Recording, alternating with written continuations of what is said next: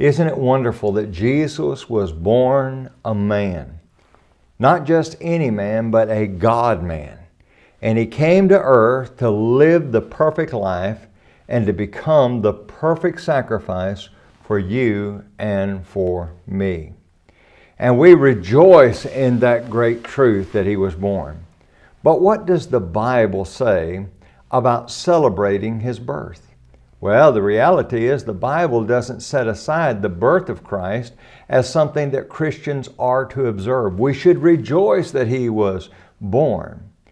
But there are a lot of things about Christmas that we become confused about.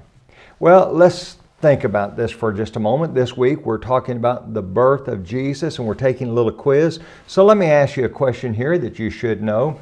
Jesus was born in what town? Was it Jerusalem, Nazareth, Bethlehem, or some other city? Well, you know the answer to that. It's Bethlehem. Now, it's interesting that in the Book of Mormon, they have come up with another idea, and they say that Jesus was born in Jerusalem. And they sometimes say, well, it's because of the fact that people wouldn't know where Bethlehem was, that it was written Jerusalem. Well, that's absolute foolishness. Matthew chapter 2 and verse number 1 says, "Now, when Jesus was born in Bethlehem in Judea." Well, let me ask you another question that kind of will get to the heart of something here.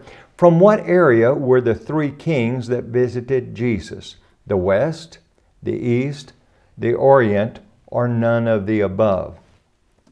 Well, it's kind of a trick question. It's really none of the above. You see, the reason why it's a trick question, the Bible only talks about the wise men or the magi coming to see Jesus.